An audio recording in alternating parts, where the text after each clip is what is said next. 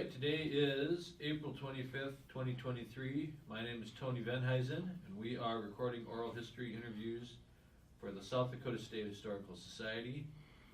Can you state your name and spell it? Dave Knudson, and the last name is K-N-U-D as in David, S-O-N. And that's one you actually need to spell. Yes, because you get both the T and the S-E-N. Right. And we have permission to record this interview? Correct. Okay, so first few questions, we just kind of want to talk about you and your early life and background. So can you tell us when and where you were born, and then kind of a little about where you grew up? And Yes, I was born in Yankton, and in 1950, went to grade school, middle school, and high school there. So it was a very nice town to grow up in. Had a very high quality school system at that time, probably still does, but certainly in the 50s and 60s was very high quality. I was a good student and went to Harvard College as an undergraduate, and then went on to New York University School of Law right after I graduated from Harvard. how did you come to go to Harvard? Not a lot of Yankton kids wind up there. How did that happen? Yes, it was, I suppose in reality, I was just curious to see if I could get in. And I had been kind of recruited for track by Carleton College in Northfield, Minnesota, a great school. Had visited that campus, was certainly planning to go there, then got admitted at Harvard, and had never seen it, and felt like, gee, that would probably be foolish not to attend. So I went out there. My parents dropped me off in the fall of 1968, which was kind of a high tide of student unrest and Hare Krishna dancers in Harvard Square. My mother thought she had dropped me off at the gate of hell, and but I enjoyed my 4 years there very much, and my mother had become totally convinced by the end of 4 years that Harvard was heaven. And then NYU after that, New York University. Yes, I was a Root Tilden Scholar there, which was a full ride scholarship for people interested in public service. It was the scholarship was named after Elihu Root, who was Secretary of State under Teddy Roosevelt, and Samuel J. Tilden, who lost or won, depending on your point of view, the 1776 presidential election. He thought he won. Yes, and so NYU was a fairly large law school, 360 kids in a class. It was heavily Jewish, I think about 85% Jewish students, and but is almost always ranked in the top 5 law schools in America. So it was a great place to go to school. And New York was a real challenge. Boston I always loved, but in New York everything took energy. And New York City in the 70s wasn't exactly the high point for that city. That's true. I mean, when I go back to New York now, which I try to do every year, it is amazingly nicer than it was. The 70s was a low tide for the city of New York. Right. All right, so you must have finished at NYU in 1975 or so? Yes. And then did you come back to South Dakota then, or what was your... Yes, actually I had... Don Byerly was a lawyer and elected state senator in Yankton, from Yankton County in 1971, served in the 71 to 74 legislative sessions.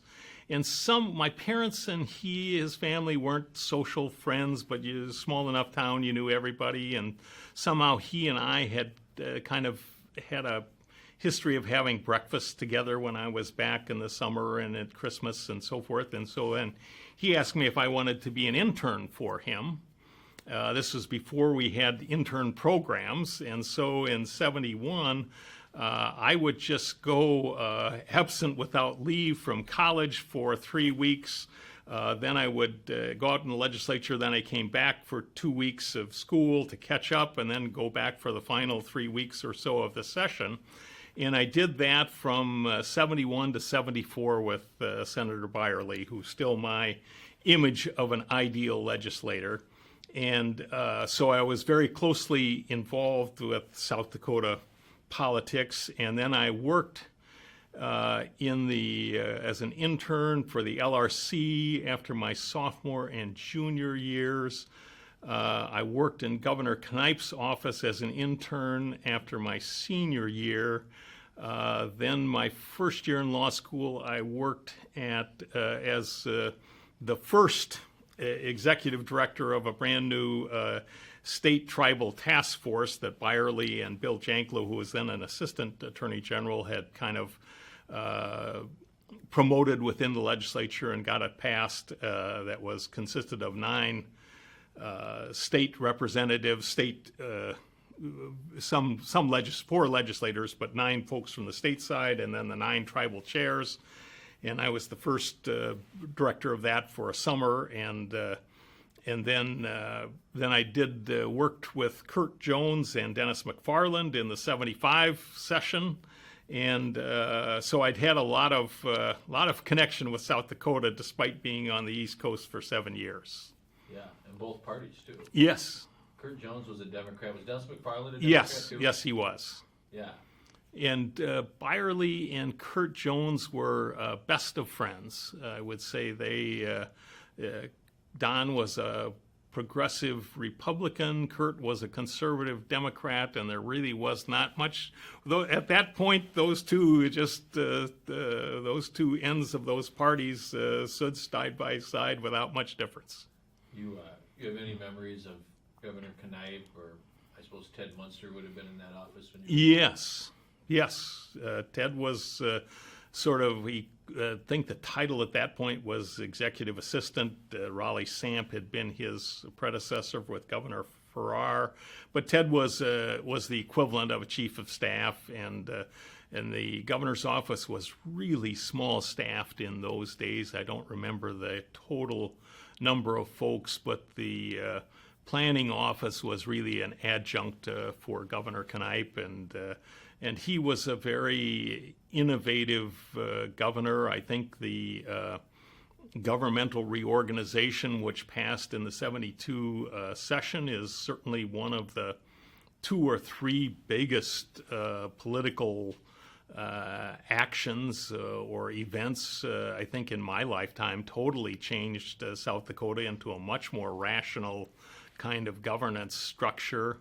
And so that was, I think Senator Byerly was one of the Senate representatives on that reorganization commission, and so that was an issue that I followed closely. And I think, and then the other thing we think about with Governor Kneip was his efforts at an income tax.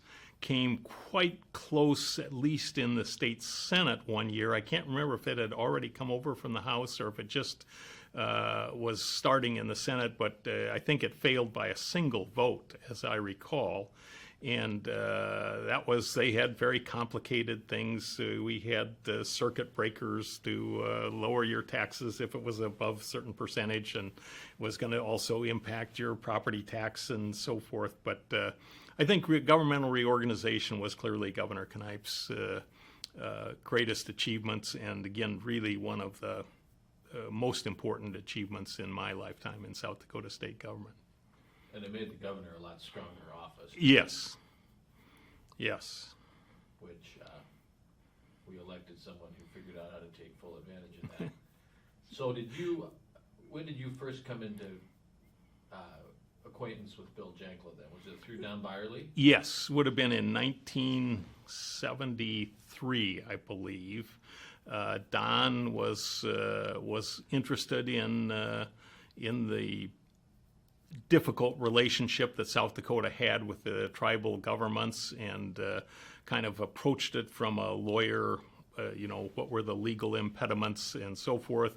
Bill Janklow had been legal aid on the Rosebud Reservation, was then working in the Attorney General's office, and so the two got to be conversing on this. again, ultimately resulting in the proposal to form the tribal state task force.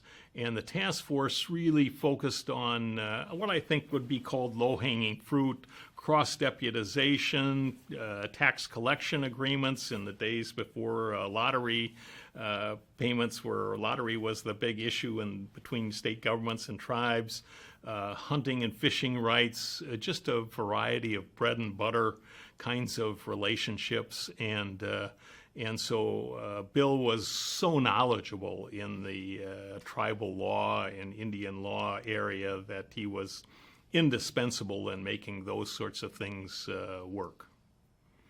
And did that continue then when he ultimately left the AG's office to run against Kermit's boss? Yes. Kermit Sand Yes. won, and then now he's the Attorney General Yes. in 1975. Yes, and I stayed very close to Bill throughout his whole career, certainly through the end of his first 2 terms, and was on his transition committee when he got elected governor in 1978. I think there's actually, when I was going through some clippings a couple of years ago, I actually saw some release where I was claimed to be the chair of the transition committee. I'm not sure that was true in 78, but credit, however undeserved, always appreciated. I've seen a picture that's supposedly from that transition, and through the cigarette smoke, I think you may be one of the people in that room, you and Harry Christensen and Bill, of course. I'm not sure who all was in that picture, but yeah, Kurt Jones would have been one of the people on Bill's transition stuff. Senator Byerly certainly would have been heavily involved, and Ron Williamson was his first chief of staff. I can't remember at what point the decision was made to have Ron as chief of staff, and I can't remember off the top of my head whether he was on our transition group or not. But yes, in those days, cigarette smoke was one of the prices you paid when you went into South Dakota politics. There were an awful lot of smokers. we kind of talked around it, but I may be, so you finished law school in 75, came back to South Dakota, where did you end up working first? I was worked at Davenport Evans, Hurwitz and Smith law firm just down the street here in Sioux Falls. Was, I think, and I stayed there through 2009. So I had a long tenure. Took when I came back in 95 and 99 to serve as Governor Janklow's chief of staff, just took a leave of absence from the law firm. So I was a long timer at Davenport Evans, and so you started there right out of law school for yes, 35 years or close. Yes. Yeah. Okay. Yeah. So talk a little more about that Janklow transition in 78. I mean, that's the last time we've had a transition of power from one party to another in South Dakota. Yes. It was a long time ago, and maybe not the most friendly transition. What was that like? Yeah, although I think there was a fair amount of, and of course Governor Woolman was actually in office at the time of the transition. But Bill was not a terribly partisan person. He obviously had very distinct views and was a powerful advocate for his point of view, but they weren't necessarily along party lines. Kurt Jones would have been on his transition team. Senator Byerly was a good personal friend of Governor Janklow. I think some of that might have been the Catholic religion bond between the two of them. So I don't recall that as being a particularly acrimonious transition. Governor Knipe had, in my mind, attracted quite a capable group of young people: Dan Bucks, Bob Mullally, Lynn Muchmore, Ted Munster. I think all of those folks were gone by the last year of the Knipe-Woolman administration, and so I think a lot of the strong thinkers, ideologues, and partisans in the Knipe administration had kind of departed by the time of the transition. So again, my recollection is that was really not a terribly contentious one, and it is ironic. You think, oh wow, that's a long time to be the last Democrat to Republican transition. Another thing you struck on that I'll ask about briefly, I suppose at that time you were 25 or 30, so maybe it didn't seem this way to you, but it's striking how young a lot of these people were back in that era. I mean, yes, Farrar had been elected governor in his 30s. Knipe was 37. Bill Janklow was in his 30s, and a lot of, like you just mentioned, a lot of Knipe staff were younger than he was. I mean, some of them were in their 20s. Yes, and that was, I had interned 2 summers with the LRC and one summer in Governor Knipe's office during his governorship, and there was a lot of energy in the state capitol, and I think a lot of it did relate to the youth of the people leading the various administrative units of state government. So during that first Janklow administration, that first 8 years, as far as I know, you never had a formal position in that administration. That is true. What was your level of involvement? It was certainly limited. Bill had a kitchen cabinet, I guess you would say, of certainly consisting of Don Byerly, Kurt Jones, myself, trying to think who 3 or 4 other people whose names sort of escape me at the moment. Although Harry worked in state government, he was I think Secretary of Commerce at one point during one of the Janklow administrations. So I think of Harry as more of a direct employee of state government. And Stan Adelstein was a good friend of Bill's.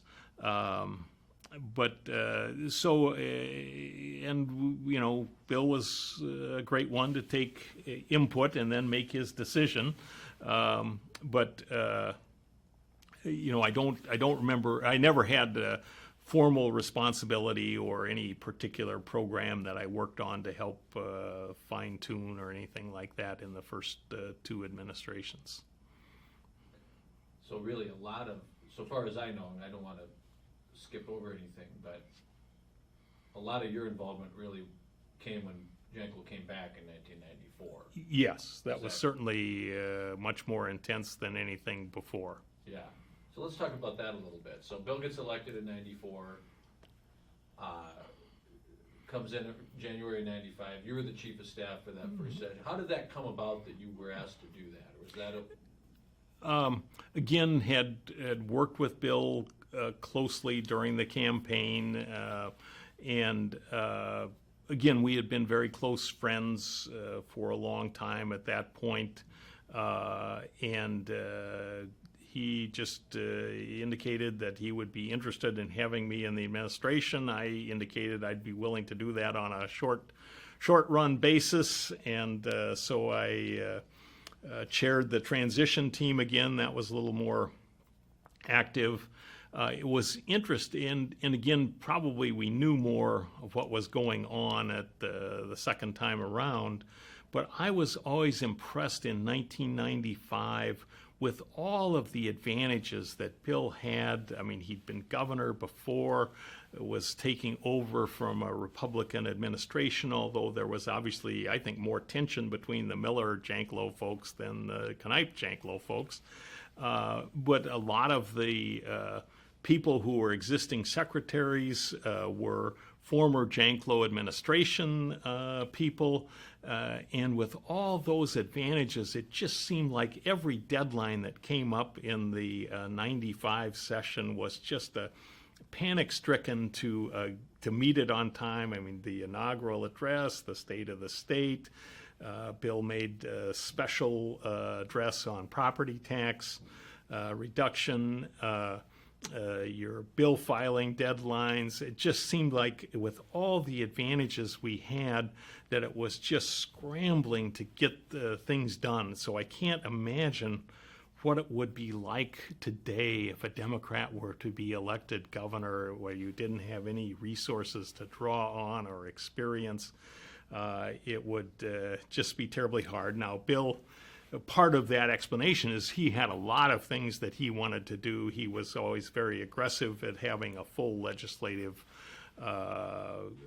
group of activities and proposals, and so it was we had a wider focus on a lot of different things, so that made it harder to get things done on time. But still, I was just always impressed as I look back on that one how those deadlines came up very quickly. Yeah, we interviewed Frank Brass yesterday, and he made kind of that same point that, and I know this from personal experience too, that first session is so challenging because you have so little time after Yes. the election to prepare, and then you don't really have a staff. I mean, you're hiring Yes. your staff at the same time. Yes, and you're also, I mean, the budget is so important in a governor's program, and you've got an inherited budget. Right. And Bill was always very conscious of if there were gubernatorial discretionary funds and there was less than 50% of that fund left, he was aggrieved. So it is, that first session is a very busy one, and again, kind of hampered in part because you don't even have your own budget. Did he propose his own budget later, or how did he handle that in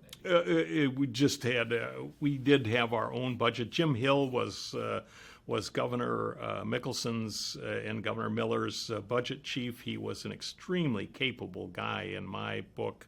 He stayed with Governor Janklow through the 95 session and then wanted to leave, but did a great job of helping us frame the budget that was ultimately adopted in 95 session in ways that were compatible with the governor's desire. And again, the whole thrust of the 95 session was that Bill had campaigned on a 30% reduction in property taxes because that had been a skyrocketing form of taxation during the last 2 or 3 years of maybe even 5 years of the Mickelson administration. And so we came in with that commitment, and in our transition work in 95, it was mostly working on trying to figure out how you were going to make that cut and how you were going to pay for that cut, and what method you were going to use to ultimately deliver that. And in our case, we ended up marrying it to the school funding formula. Let's not get into that quite Yes. yet, so I'll come back to that. Yes. Take a step back from that. Why had property taxes gotten so high?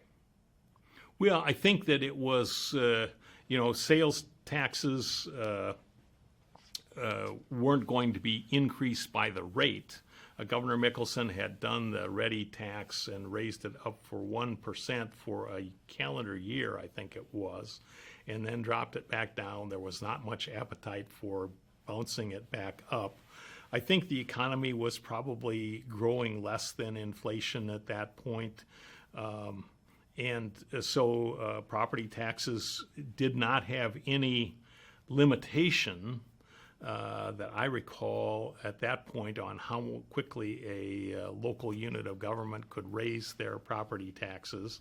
And so that was, and again, when we get into that, the control of growth of property tax rates was one of the major features of the Janklow proposals. But I think beforehand it was the easiest way for local government and school districts to raise what they perceived as inflation-driven necessary amounts of taxation. And there have been a couple ballot measures that had newly passed. And address that as well. Yes, there had been a proposal to prohibit the use of property taxes on education funding that I think got 48 or 49% in the 94 election. So that 94 election, of course, you mentioned Bill had beaten Walter Dale Miller in what I think was a pretty bitter primary. Yes. His Democratic opponent was Jim Benno. Both of them were really promising property tax relief, right? Yes. And neither really explained how they were going to get there. That is also true. And which is kind of striking if you think about it. Yeah. Why do you? Was Janklow able to do that because people knew he'd been there before and kind of had the confidence that he'd be able to figure it out? Yes, I think that they viewed him as somebody that was a doer. Did the walk compatible with what he spoke, and so I think there was a confidence that he would figure it out. And so, but yes, that was figuring it out was clearly the major issue that we dealt with during the transition. So, you go into that transition now. You have this commitment to cut property tax 30%. That's right. Yes, 30%. And don't get into the school formula. We'll get into that in a minute. But just on the property tax side, what did you arrive at? How did you achieve that? Well, first of all, you just figured out what's the total number of property taxes paid, and what's 30% of it, and that became our marker. And how are one of the first questions was how are you going to pay for that? And we had an increase in video lottery, the state share of video lottery. That was, I think it was 37 when Bill came in, and we proposed raising it to 50, which it still is. We increased the cigarette tax. We increased alcohol taxes slightly. We broadened the sales tax. And so those were all steps. It was kind of funny as somebody that was in charge of finding votes. There were always lots of people wanting to sign up for the vote on the property tax reduction, and sort of sometimes had to twist arms to get our necessary majorities on the various tax increases. As my recollection, I don't think we required 2/3 on those at that point in time. I was just going to ask that. I was trying to remember when that changed. Yeah, I think that was because we had, the Senate was 19 to 16, and I know that we had 2/3 in the House, but it was 19 to 16 in the Senate.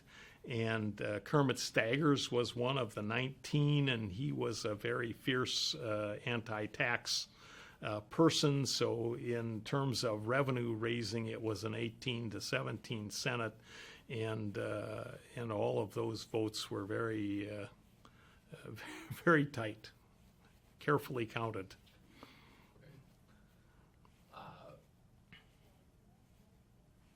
One of them that I know I've heard about different times was a proposal to tax medical services.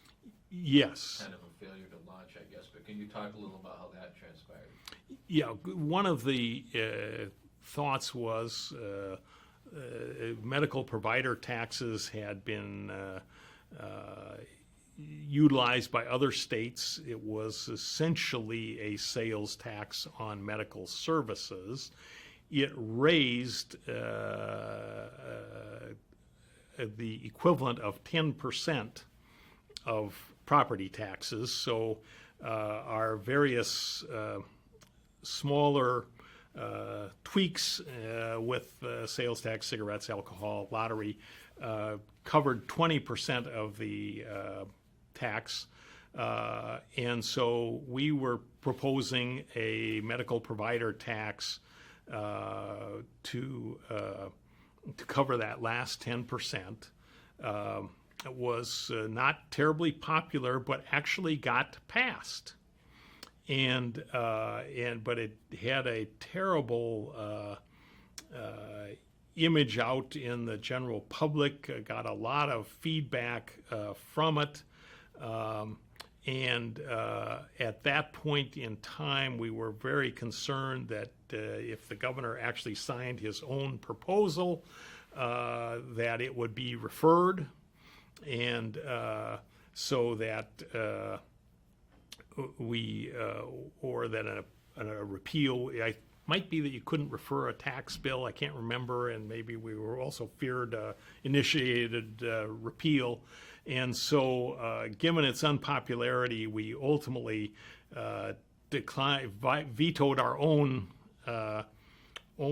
proposal and took the position that we were going to come back with a 5% additional property tax reduction in 76 or in 96, and then another 5% in 97 or 98, and that is in fact, the governor did ultimately get to 30% by the end of his first term, but it did take 3 bites to do that, and so that was not a high point, having to veto your own bill, but it was a wildly unpopular bill, as it turned out.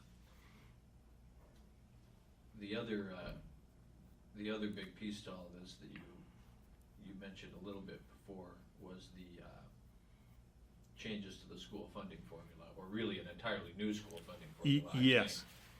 And you and I over the years have had several long conversations about this, but can you kind of talk a little bit about what was the system as it stood coming into 95, and then, I mean, we could spend several hours on this ourselves, we won't.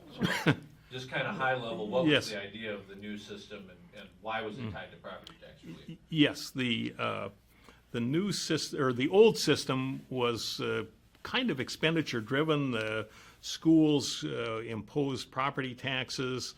The state did not have a per student sort of thing. They allocated funds to particular types of expenditures.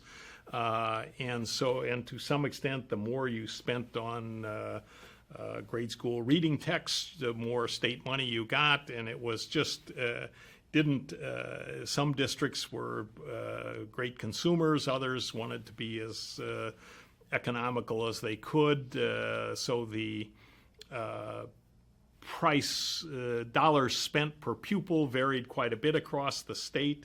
From district to district, which was becoming at that point a national litigation issue. There had been some successful challenges to, it might have been some of the southern states in terms of that you couldn't have wide disparities in different school districts with different economic or racial characters and have these students get paid $500 per year and they were spending $1,000 over here in the wealthier suburbs. And so that drove us to look at a funding program that basically where the dollars from the state went to follow the students, and that has been stayed pretty much still the essence of the state funding formula. That was a very complicated area, and one of the 2 legislators that I really want to single out, who's had a important role that not many people were aware of, is Senator Barb Everest. Really convinced us that we could get the school funding formula figured out and get it adopted in the 95 session. And then Representative Mike Wagner convinced us that the way to actually fund the property tax reduction was to run all of the newfound state resources that were going to replace property tax dollars, to run that through the state aid formula. So that, and because before Mike convinced us of running it all through the formula, we were thinking, well, how are we going to do city taxes, and we're going to just provide a direct subsidy to each city, and it was so much simpler to run it all through the state aid formula, and then that allowed us to put from the property tax side the limitations of the rate of growth. Businesses or cities and counties were always able to get increased revenue from new construction, but simply raising valuations was not a successful strategy to generate more actual dollars, because as the assessments went up, the property tax rate went down. That was the so-called Cutler-Gabriel Amendment for Larry Gabriel, who was the House Majority Leader, and Steve Cutler, the House Assistant Majority Leader, and they were very heavily involved in the whole structure of our property tax program. But I think that, and Cutler and Gabriel obviously have become well known because of the Cutler-Gabriel Amendment, and Barb Everest and Mike Wagner less so, but they were really provided very important input in some critical decisions we made. I have a picture of Cutler and Gabriel together that I'll show people to see if they appreciate its significance or not. Very few people do. It is interesting to think that Bill gets elected, you have this transition, you come into session, and in that session, you totally rewrite the funding formula. Yes. That is a very heavy lift. Yes. And you know how hard it is to do anything during the legislative session that you haven't started on beforehand. That's kind of the task force I was involved in. We had an entire year of prep to make what would be less significant changes. Yes. In the end, that is remarkable. Yeah, because again, we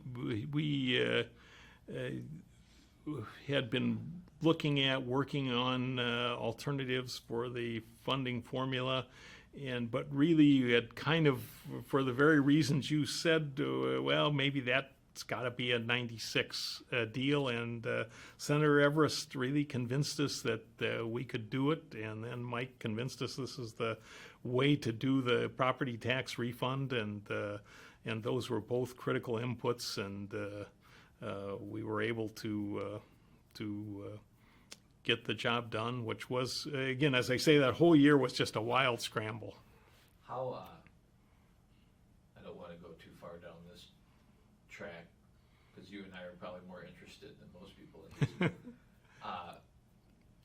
Were the schools supportive of this, or where were they?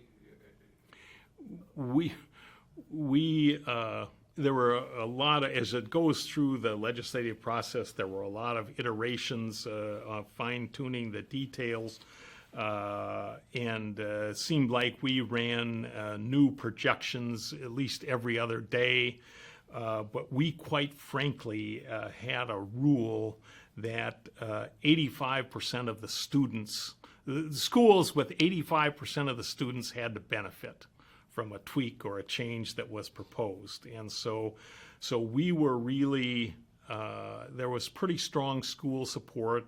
There was some concern because, again, the bill said that state aid would increase at the rate of inflation, or 3%, whichever was lower. And some schools were worried what happens when inflation gets to 7% or something like that.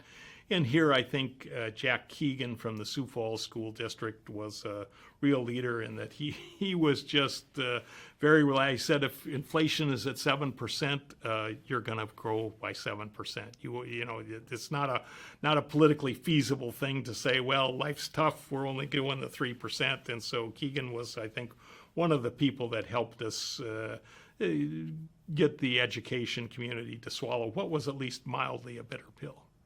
That's exactly what happened this year. Yes. So I guess he was prescient. We had a fairly long period of low inflation following Yes. that. So Yes. in some ways that really hasn't been tested that much until very recently. Right. Yes. No, I think this year would be the best example of that.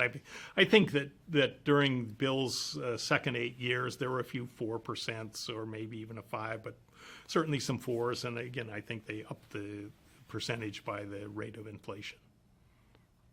So you get to the end of that 95 session, like as you said, really achieved a lot in a short period of time, but you had agreed to stay for this 3-month, 4-month Yes. period, whatever it was. Bill appoints Jim Hagan as the chief of staff, and you go back to Davenport Evans, right? Yes. And then what was your, kind of a kitchen cabinet member again, or did you have some special projects, or what was your involvement for that next few years? Kitchen cabinet, again, there were some tweaks that were done on some of the sales tax broadening and so forth, and I was viewed as a technical expert, I suppose might be the right term. And then we had not fiddled with the special ed formula in '95, and so I did work on that project, which I think then got redone in '96, as I recall, but might have been later.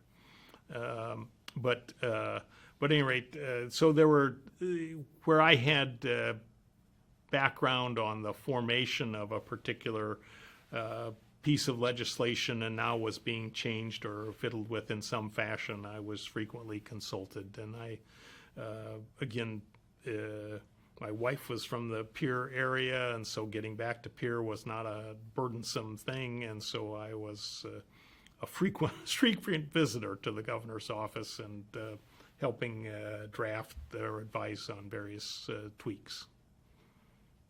You mentioned your wife, probably as good a time of any to briefly talk about her.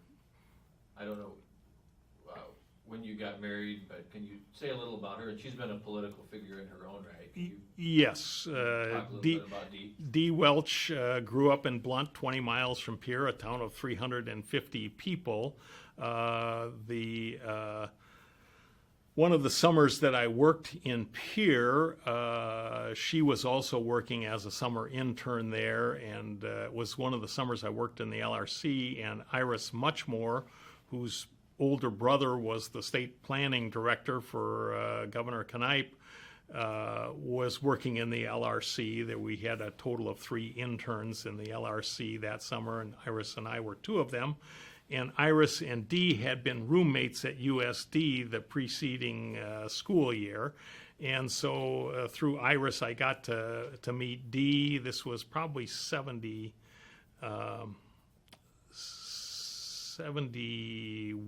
or so.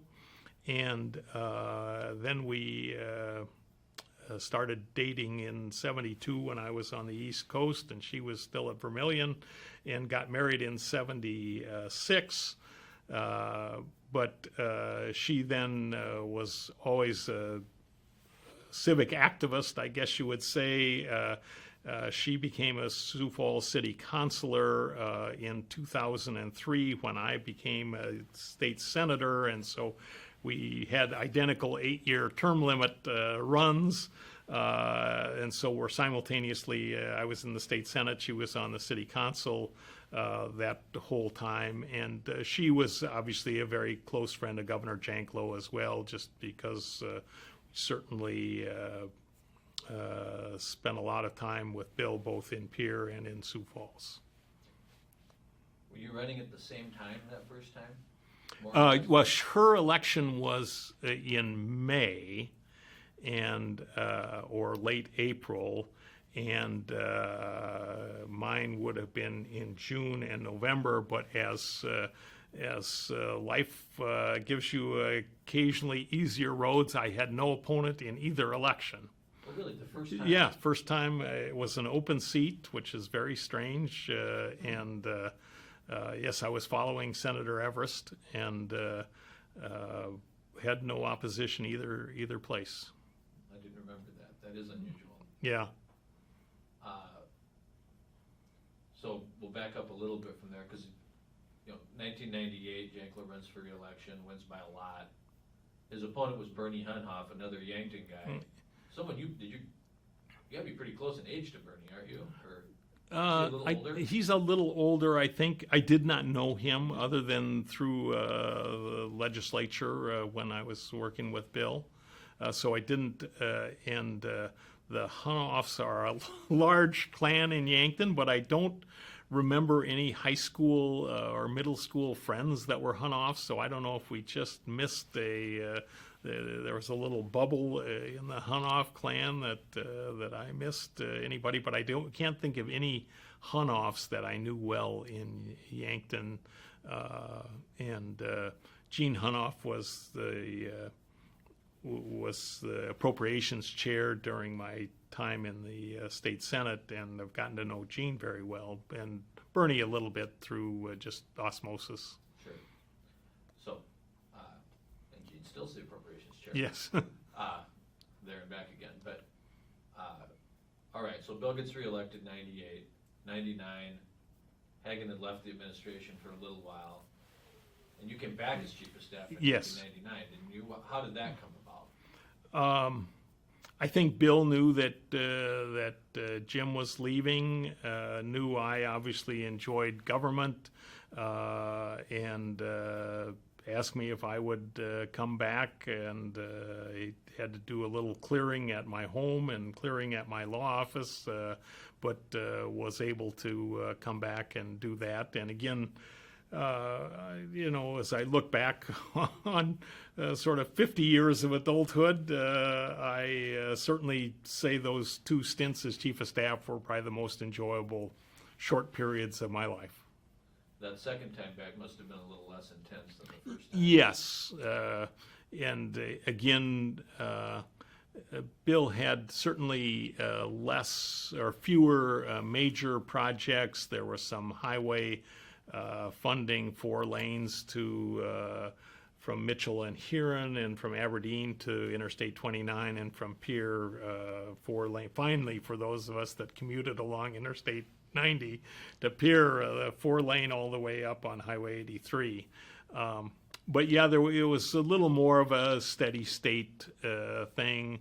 At that point, Bill was very comfortable with the accumulated powers of the governor's office. As you mentioned, that was certainly strengthened in the 72 reorganization, and so the 99 session was not nearly as panic-stricken and exciting as the 95 session.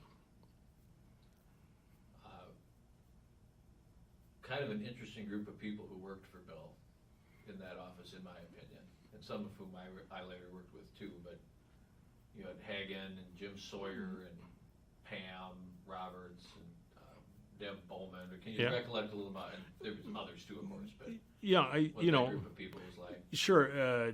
And Kurt Everson was our budget director, and I think one of the last things I did in '95 for Bill was convince Kurt that he should become the director of the budget, and Jim Sawyer was just a monument of the governor's office over a long period of time. I think he was the instigator of the legislative task force that I think each governor has continued, and when I was there, Jim had been doing that certainly for the latter part of Bill's first 2 administrations, and I can't remember if he had anything to do with the Mickelson administration, but he then quickly became the guiding force of the legislative task force, which is a meeting of the key governor's staff, including the budget director, looking over all the pieces of legislation that had been introduced that were on that day's calendar, or on reporting out of committees, so you knew that they were coming in a day or two. And we were the Janklow administration was very active in marshaling support or opposition for legislation that we liked or didn't like, and so that was a very active group of folks. One of the things about Bill is we were willing to reach out and touch on legislation that we didn't like, and relatively few things that were objectionable to the governor got through the legislature there. And the other thing that is that Sawyer, I think, was maybe one of the architects of was the legislative leadership lunch. I can't remember if it was Wednesday or Tuesday in Bill's time, but again, a tradition that still, I believe, is followed. But with Bill, both in 95 and even in 99, with a reduced kind of agenda, but we were constantly selling. When we had the legislative leadership in, we had 5 things on a whiteboard or blackboard, and this is what we wanted to do this week, and we were constantly selling, explaining, and so forth, and certainly with some of my own experience as a state senator, the sessions had no longer that same robust nature of governors that had very full plates that they wanted to make sure the legislature understood and followed. You know, it's interesting because some people say, and there's an element, you know, the idea that Janklow kind of bullied the legislature is something that you'll hear, but what you just said and what you'll often hear as a counter to that is actually he was a lot more day-to-day collaborating with the legislature than maybe some other administrations have been. Yeah, you know, and I think Bill has a kind of an image that he was impervious to input.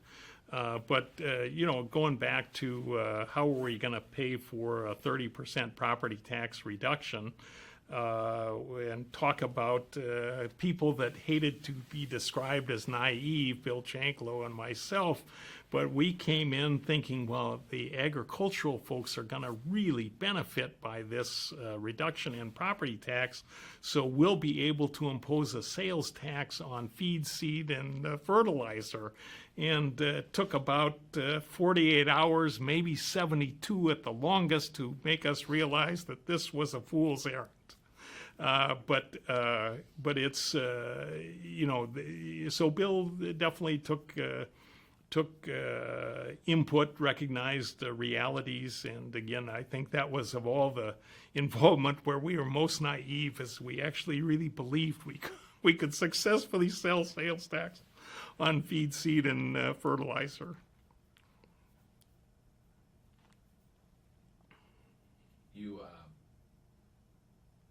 I thought we talked a little bit about your service as a senator, but do you have any more you want to say about the Janklow years before we get into that? You know, from my standpoint, one of the things that was a little odd, and again, we talked earlier about Bill was not a terribly politically partisan person. I was a Democrat when I was his chief of staff in 1995, and so the governors, and I think this is still followed, the governor meets with his party's leadership the night before at the governor's residence and gives a little preview of the state of the state speech, and then the morning before, the governor has typically briefed the Democratic Party, and Bill had a sore throat or something that morning, and so I did the briefing to the House and Senate Democratic leadership, and I started out by saying we're all Democrats here, and that was kind of amusing. And the other story that I think is fun, maybe it's too long for the time, but we were over at the governor's residence, and Bill had a pretty systematic thing of inviting all of the Republican legislators over the course of the session to dinner at the residence, and we did 6 or 8 at a time. And so we're doing this. Again, it's in the winter, and most of the legislators are already there, and the doorbell rings, and I was the closest person to go answer it, and so I go to the door, and there is nobody there. But there is a basket with a baby in it, all wrapped up and so forth. And I'm thinking, this is a scene out of a Charles Dickens novel, that somebody has delivered a baby to the governor's office residence, pushed the doorbell, and has disappeared. And so I brought the child in quickly, looked for Mary Dean Janklow to help me out on this. And then about a minute and a half, we're sitting there trying to figure out what are we going to do, what's this, and a minute and a half later, and gosh, I'm now forgetting a young woman legislator from Sioux Falls came in, and she couldn't park her car close enough, so she wanted to drop the baby off first, and then went to park her car, and then was coming back so she didn't have to take the child through all the cold weather of the distant parking. But so that was always just it's a memory that I have of opening that door and seeing nobody but the child. It's the junior achievement. Christy Fegan. Christy Fegan, yes. I apologize to Christy, but I've forgotten that name for the moment. But that was a great story. Never heard that. That's very funny. Yes. All right. Do you want to talk about your time in the Sure. Senate?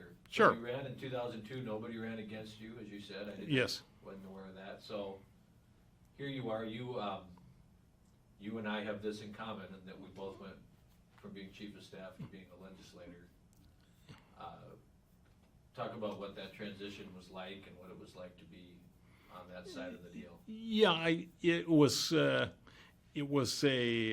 certainly your knowledge base was so helpful as a beginning legislator. You knew so many of the key administration officials.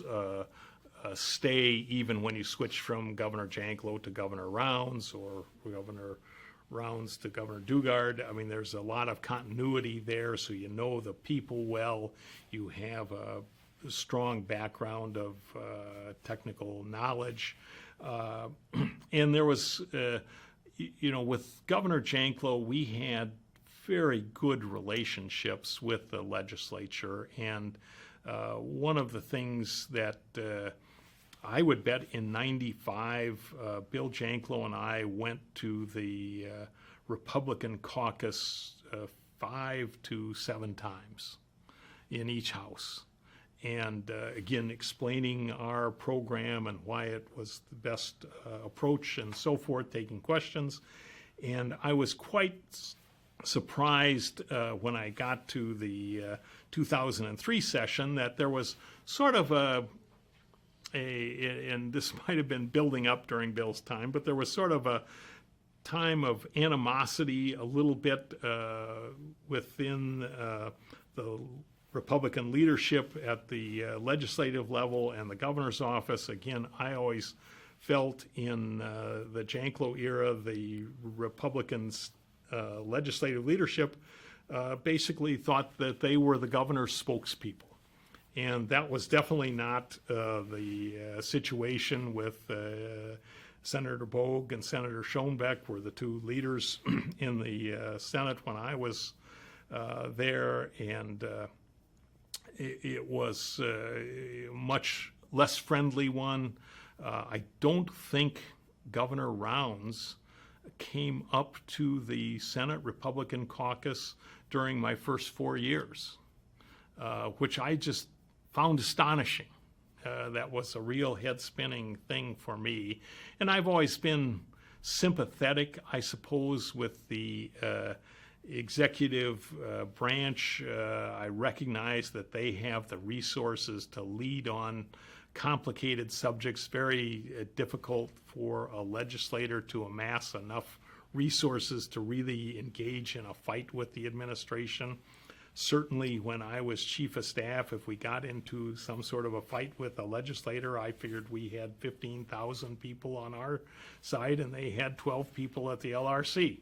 And that the numbers changed slightly, but not materially when I was in the Senate. So that was one thing that took some adjustment because there was just sort of an antagonism to the governor's office. I always had a good relationship with Governor Rounds. He'd been the Senate Majority Leader in 95 and 99, I think both. And it was, again, it was just sort of a strange thing. And I think by and large, the distance between the legislature and the leadership and the governor has been that way, with the possible exception of the 4 years I was majority leader, because I made a point to invite Governor Rounds up to our caucus, and I think he came up once or twice a year when I was majority leader, and certainly I felt like unless I had a strong personal opposition to a part of the governor's program, my job was to be his spokesperson. And, I don't know that that has carried on. Again, that was clearly the way it was in the Janklow's third and fourth administration, but I don't know that it was ever that way in Governor Dugard's administration or in the Nome administration, which seems to have quite a fair amount of conflict with the legislature. What would you say were the 2, 3, 4 big things you worked on or accomplished as a senator? Yeah, I mean, I every year had some, I regarded at least as major legislation related to education funding. I think in 2006, I believe it was, maybe 7, we did do quite a bit of changing to the state aid formula, put in the sparse school factor, had a small school, sort of pressuring them to consolidate. That got repealed the next year, and enhanced the state's contribution a fair amount that year as kind of a one-time baseline jump. And that came out of one of those task force studies. But that was quite a bit of change that occurred in the formula. Certainly the only material things between 95 and when you were, I think, chief of staff, changed the formula quite a bit under Governor Dugard. And so education funding was always important. The 2006, or whenever the exact year was, would be one of the few successes. And then the other area that I worked a lot on, because I'd had so much involvement with property taxes, the agricultural property was valued according to market values, which sometimes diverged heavily from what the land could produce. And so over the course of 3 or 4 years of work, we ultimately created and were able to pass a system for valuing agricultural land based on its productivity, which was kind of a combination of commodity prices and what the quality of the soil was, and it was welcomed heavily by the agricultural community, acquiesced in by the commercial community as well. You guys can do what you want to do. And so that was a major change. Again, I think that is pretty much unchanged from when that was adopted. Other than it had a long phase in that finally. Yes, we had the was it the 20% rule or something like that, where if property taxes went up by, or if there was a sale that jumped the property value by 20% or whatever the magic number was, that said you couldn't use that for purposes of valuing the property. I'm very sad to say that that statute became law in either 95 or 99, so it did slip past us unrecognized, because it was really a pernicious piece of legislation that really did skew our property tax system pretty badly until it finally got kind of repealed over time out. You want to take a drink of water? Sure. Thank you. I noticed you had a little.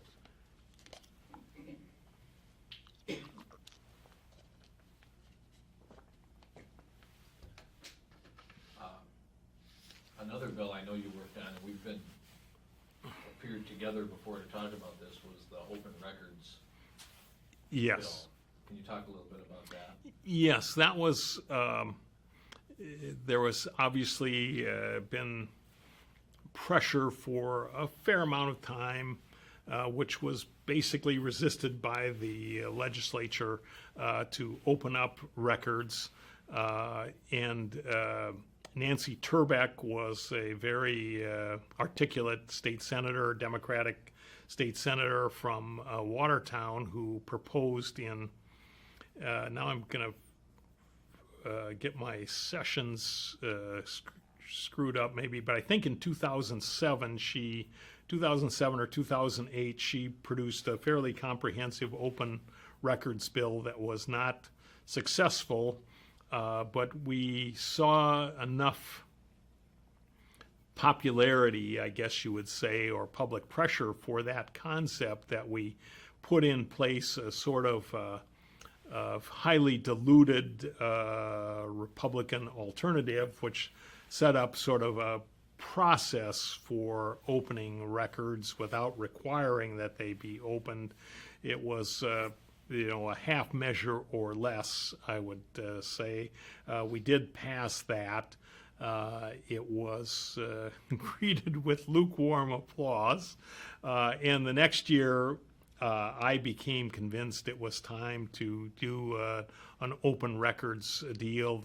The primary issue that people fought about was whether there would just be a presumption that all records would be open, and then you would just have a long laundry list of closed records. And that is what Nancy had proposed, the open presumption. I followed that as a starting point, and then during the course of that session, which was either 2008 or 2009, we had a lot of input from the governor's office, from the Board of Regents, from school districts, all wanting many of their records to be closed. But the bill ultimately passed, and that was a big change from 1 or 2 years before, and certainly did have a long list of closed documents. The legislature has had some amount of there's been some legislation narrowing the exceptions a little bit over the course of the years. The news media was very excited about the passage of the bill with the presumption of openness. They've since then advocated closing this, that, and the other exemption, I think with mixed success. But I think overall that is an accomplishment that I'm pretty proud of. The other area that I look back on where you had delayed success to some extent was in the emancipation of the tech ed programs. When I was in the legislature, they were sort of stepchildren. They were actually operated by the local school district in the 4 areas where we had tech schools. In I think it was 2007, I proposed a bill to create a tech ed authority and put them equivalent sort of to the Board of Regents. It was the regents were also sort of aiming at controlling the tech schools, which I think certainly I believe the regents wanted to control the tech schools, to strangle them. So we actually managed to pass that bill, which was probably one of the harder pieces I worked on to pass, and then was vetoed by Governor Rounds. As I recall, I think we overrode the veto in the Senate, and then his veto was sustained in the House. And over time, I think that now the format for governing the tech schools is pretty much what was contained in my vetoed bill back in 2007 or so. I'm not the interviewee, but I can comment that your bill draft was the basis for the bill that was passed in 2017. I know that to be true. So another topic I know has been important to you over the years and to D2 is video lottery. Yes. Or I guess opposition to video lottery.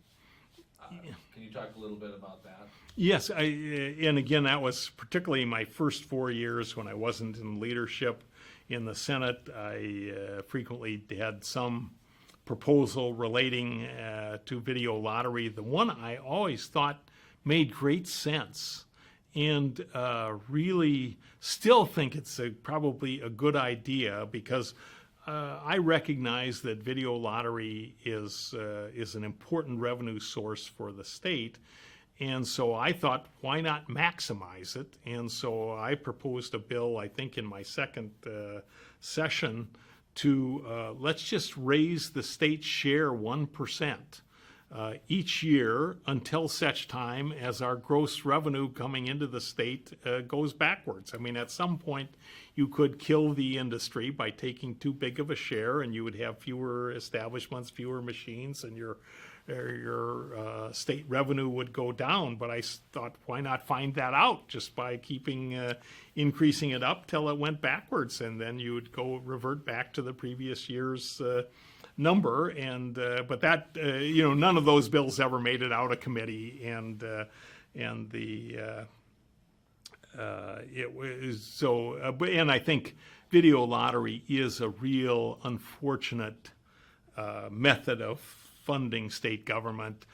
Steve Cutler became an opponent of video lottery, and Steve, in a memorable phrase, at least for me, was, I have friends who lost their farms through alcohol, but it took a lifetime to do that. And I've known people who've lost their farms through video lottery, and that took a year. I mean, it is for the people that are addicted to the gambling on video lottery. It is you can run through money enormously quickly, produces a lot of crime in terms of embezzlements and so forth. And I think it is a terrible system, but it's really very hard to eradicate. And I still think even today we would be better off, well, if we're going to have it, let's maximize our revenue. And I don't know a better way to do that than keep incrementally upping the state share. Yeah, not that long ago I was talking to Matt McCauley about this, and I commented that I remembered that bill and had always thought it was not a bad idea. And he let me know that he'd been the House sponsor of that bill. So he appreciated my remembering it.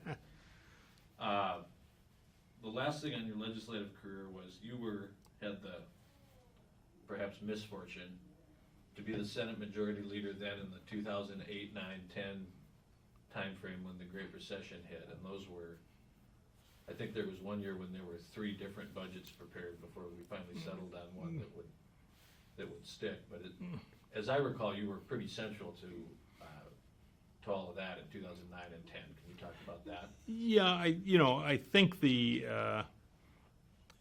was an interesting time in that beforehand, and some of this came with Governor Janklow sold the state cement plant and produced a trust fund. There was some, I don't know that there's a better word than gimmick.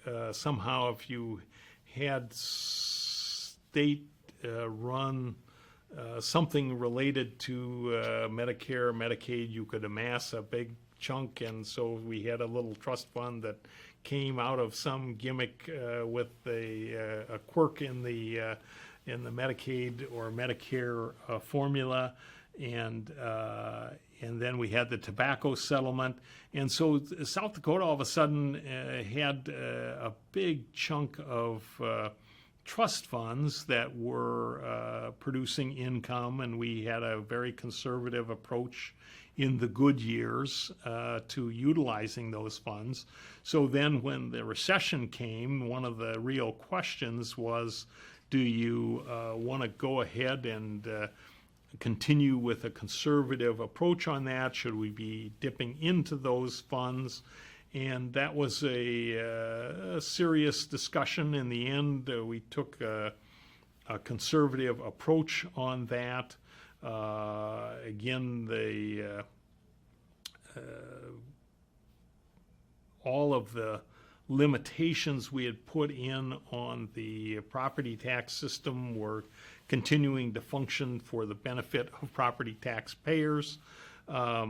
But those were, so it was just kind of a year to try and find efficiencies wherever you can, and we put together, what were very conservative budgets those years.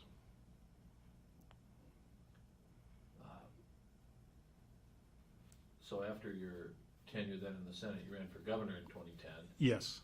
Of course, I was working for my father-in-law in Yes. the campaign, what I think was a reasonably cordial primary, as I remember it. But can you just talk a little bit about why you ran for governor and what you took from that experience? Yes. I took that I wasn't a terribly good campaigner. But no,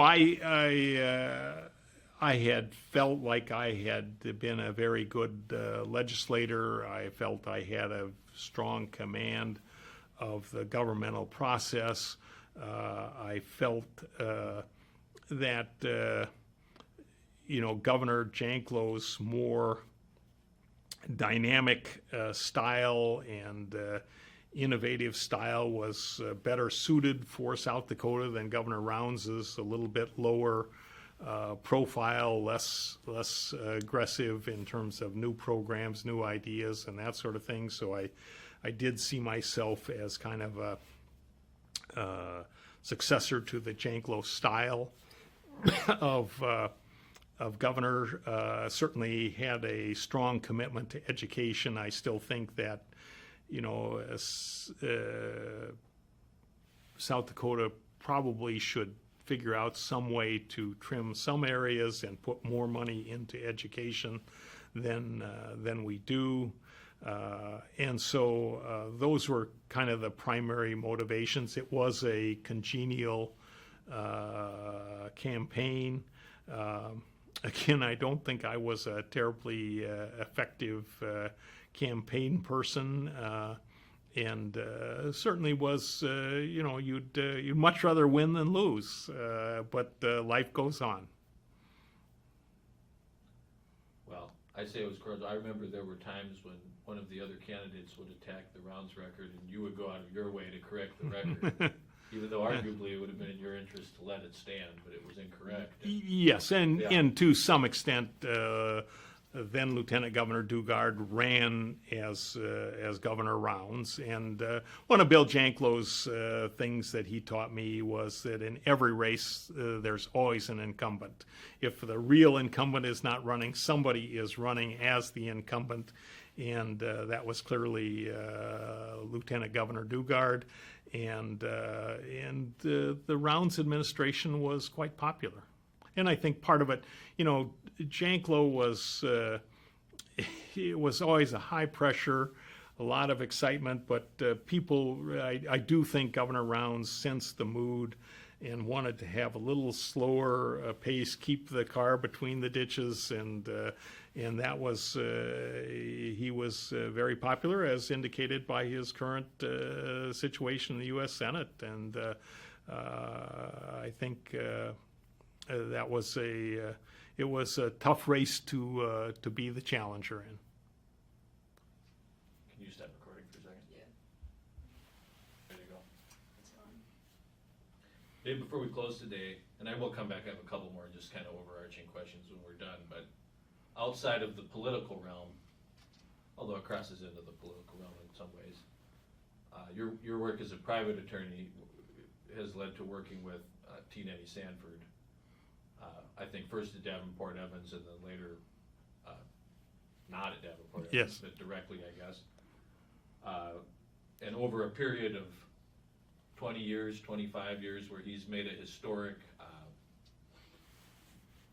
number of contributions to the state, one of the biggest philanthropists in the country, and a lot of that focused here in South Dakota. Can you just talk a little bit about what it's been like to work with Denny and the impact that you've seen in South Dakota in healthcare, education, children? Yeah, the kind of a funny story. In many ways, it goes back to John Vakurovich in Rapid City. John was a banker and owned a bank here in Sioux Falls called United National Bank at the time. And John was, I used to tease him that he was of the baseball card theory of banking. I'll trade you my Willie Mays for your Mickey Mantle and Moose Skowron. And so John had a lot of banking transactions on an annual basis, probably a couple a year, and that was sort of my practice specialty, was banking. And so and anything you, in your work, anything you do repeatedly is what you get better at. And so John certainly helped train me as a good banking transaction lawyer. But he sold the United National Bank to Steve Adams, a Minneapolis-based individual. And I guess Steve I'd never met before the transaction with John, and afterwards Steve had me be his lawyer, and he also was owned a lot of different banks and was a trader, I guess you would say. And so I did a lot of banking transactions with Steve, and he was a friend with Denny Sanford, and then Steve needed to raise cash for his divorce, and wanted to sell his bank and encouraged Denny to buy it. And so again, I represented Steve, had never met Denny before, and again afterwards Denny wanted me to continue to be his lawyer for South Dakota things. And over the years, because he had Minneapolis lawyers at that point, and over the years sort of I became his primary attorney. And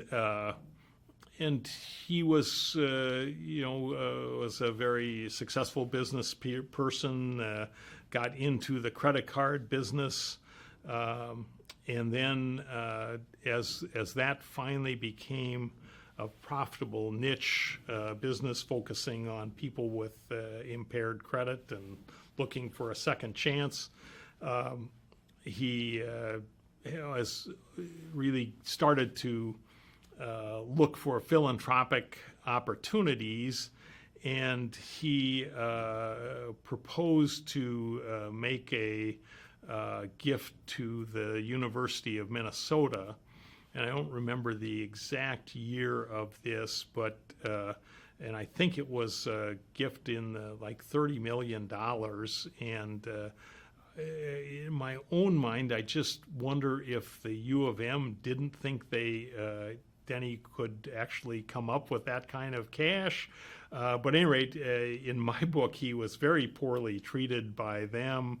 I remember that we had a gift agreement that proposed it was going to be given for this particular purpose, but if they didn't raise enough money to be able to build the facility or the program, that the U would then be able to use his gift for anything they wanted to. And there were highly undesirable provisions from a donor's point of view, and so that deal totally fell through. And then he was looking around for a charity, and I suggested the Sioux Valley Health System and the Children's Hospital. And so Denny made, I think, again, a $16 million gift, something like that. And that was the first of his South Dakota giving of any substance. And then we did something with the medical school, did something with the Mayo Clinic that was a joint venture with Sioux Valley. And then he did the $400 million gift. Again, I don't remember the years exactly. 2007. Okay, that sound right? that sounds right. And so that really transformed him into a major philanthropic figure, not only in South Dakota, but really in the nation. That was certainly one of the largest healthcare gifts up until that time. Again, I used to tease him that the $400 million, it was 5 easy payments of $80 million a year. And so then Premier Bank Card continued to be a highly successful business. Denny really has enjoyed the philanthropic aspects of his career, and so now gives away hundreds of millions of dollars each year. I've probably done $2 to $3 billion worth of gift agreements over the last 10 or 15 years. His philanthropy has been focused geographically both in South Dakota and in the San Diego area. In the San Diego area, he's principally been involved in what I would call advanced medical research, a lot of it being related to stem cells. Kind of like South Dakota, there are a lot of educational institutes with the name Sanford in them, but the University of California at San Diego, he's done a lot there. Sanford Burnham Previs Discovery Institute, he's done a lot there. The Sanford Consortium for Regenerative Medicine, very active, and so very prominent giving in the San Diego area. Again, virtually all, though, related to medical research. The zoo is the one exception there. And it's a very fun, it was a fun gift for me. I mean, we've done 2 or 3 big ones to the San Diego Zoo, and so I get treated very well when I go to the San Diego Zoo, which is a great place to be treated well. Probably 2 or 3 times a year, someone will text me a picture. They're visiting the San Diego Zoo and they're surprised to see Denny Sanford's name there. They have no idea. Someone in South Dakota. Yeah.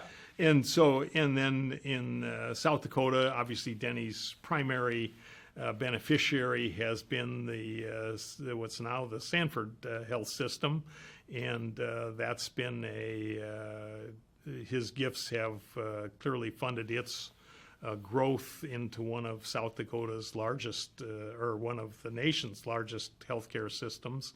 And but the Children's Home Society has been a large giver there, has been it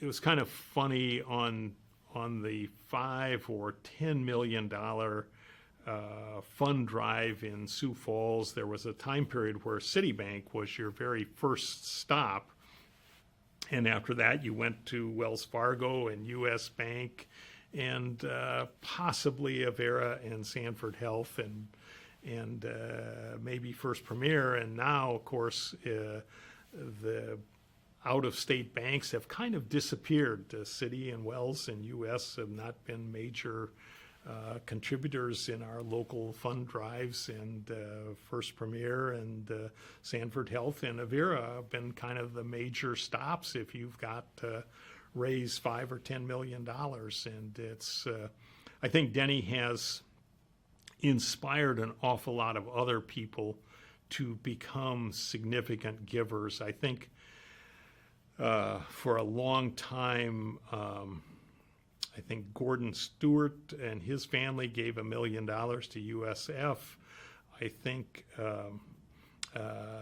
Bob Ellman and his family gave around $1 million to Augie, and those were the only Sioux Falls people that I could think of, along with Denny, who had given $1 million gifts. And today, I bet Sanford Health probably has had $50 million gifts in the last 10 years, and I think that's a credit to some extent that Denny has set the bar and has really impacted giving in South Dakota. And so, and a lot of particularly 10 years ago, 20 years ago, healthcare systems, excuse me, were having trouble nationwide, and for South Dakota to have, or Sioux Falls to have 2 healthy, vigorous healthcare systems was really amazing. And that is one of the things that has really benefited Sioux Falls as we've grown, is that we've ended up with 2 vibrant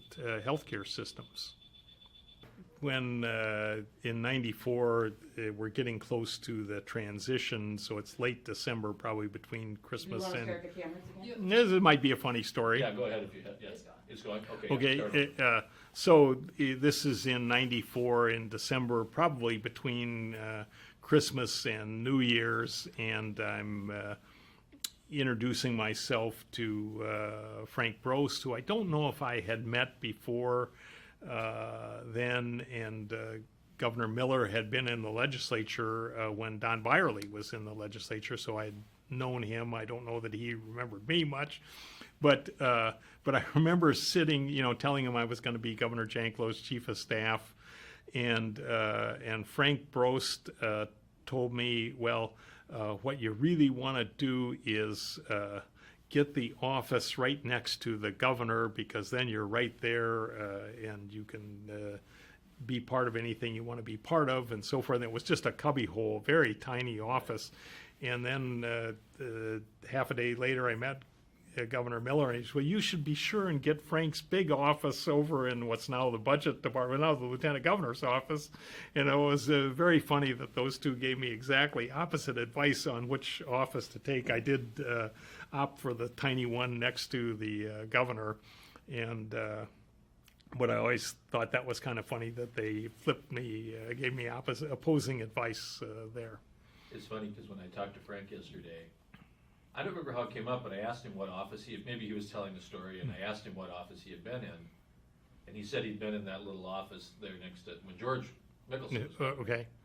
And then he said when Walt asked him to stay on after George died, one of his conditions was that he wanted to move out and go over to the big office on the other side of the building.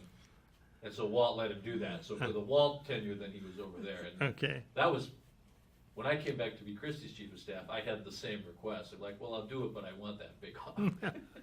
So it is nice over there. But a little less in the middle of things. Which can be good and bad. Can be good and bad, yes. Right.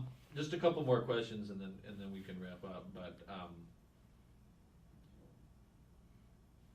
you have a perspective. Your first interaction with the legislature as an intern was 50 years ago, or yes, 1971. 52 years ago. How would you say the legislature has changed in that time? Well, certainly term limits were a very big thing. In the 70s, you had these larger-than-life figures, most epitomized by Joe Barnett, I think, and certainly your, I believe, grandfather, Henry Poppin, and now my memory is getting bad, but the state senator from the Northeast, Harold Helverson, I think from Millbank, or that area. You had these long-time folks who were very effective at running the legislature. Joe Barnett was a great speaker, talker, not necessarily, I think he was Speaker of the House for a while, but really was a great orator. And so when term limits finally phased in, you lost a lot of institutional knowledge, and I think that has hurt the legislature a considerable amount. I think the turnover in general is probably a good thing, so I don't really mourn the loss of that, but I do think that was a very big change. The legislature certainly is more partisan now. I mean, my memories as an intern in the 70s are a little dim, but I don't remember a lot of partisan sniping. Again, I think there was more balance. I know in Byerly's 4 years, the Republicans had a narrow majority in his first term and were the minority party in his second term. And I think the year before Governor Janklow was elected in '94, the 93-94 session, I think the Democrats had a slight majority in the Senate. And so I do think that genuine two-party government works better than the current 30-5 or 65-10, whatever it is in the current deal. I think I think both parties benefit from having at least a realistic level of strength in the legislature, and so I think as we've seen just an overwhelming Republican majorities, I think though that has not served the legislature well. When I was the majority leader, we were 20 and 15 one year and 21 and 14 the next year, and those were good enough margins that made you try and get your caucus as cohesive as you could, and still occasionally needed to reach over for 2/3 votes, which you needed on special appropriations. And so I think that system works better than with these huge majorities now, and you see the splinter groups and some significant chunk of the Republican caucuses in each house, I think, have sub-caucuses that don't get along with the leadership, and so that has changed. And I think, the communication with the constituents has really changed with the internet and email. I know with Governor Janklow, we used to produce a Friday sheet that we gave to all of the Republican legislators, at least, of all the accomplishments for that week, so they could take that as talking points or put it in a local newspaper column if they had such a thing.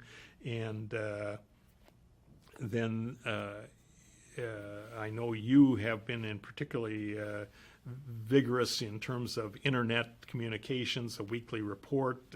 Obviously much easier now to broadcast your views when you can email a mass list, as opposed to, I don't know that anybody bothered to try and put out paper weekly reports and mail them. That was just too expensive and too labor intensive, and so communication is much better. I laugh. People ask me, how do I communicate with a legislator that would have him or her pay attention? I say send a regular mail, send a letter, because as a legislator you get 100 or 150 emails a day, and you have to screen them quickly or have an intern help you screen them and figure out which are the ones that you wanted to pay attention to. And I don't think you get more than a letter a day, probably a letter a week, maybe a letter a month. But I always think that a letter, wow, nowadays that was the way to get somebody's attention, even if it's not very rapid. Most of the letters are from prison inmates. A lot of them are. Yeah. Well, kind of the flip side then, what do you think works well about our legislature? I'll just say, and I think this is true of you too, I've only worked in our legislature. I haven't worked in another state. I haven't worked in Congress. I'm an observer of those. But I do have a general sense that our system works pretty well in comparison to some of those other legislative bodies. Do you agree, and why do you think that is? Yes, and you and I have similar backgrounds of no federal legislative experience as staff or official, and nothing in another state. I think without any doubt the most important factor for South Dakota's legislature is we are genuine citizen legislators. There's nobody whose job is just being a legislator.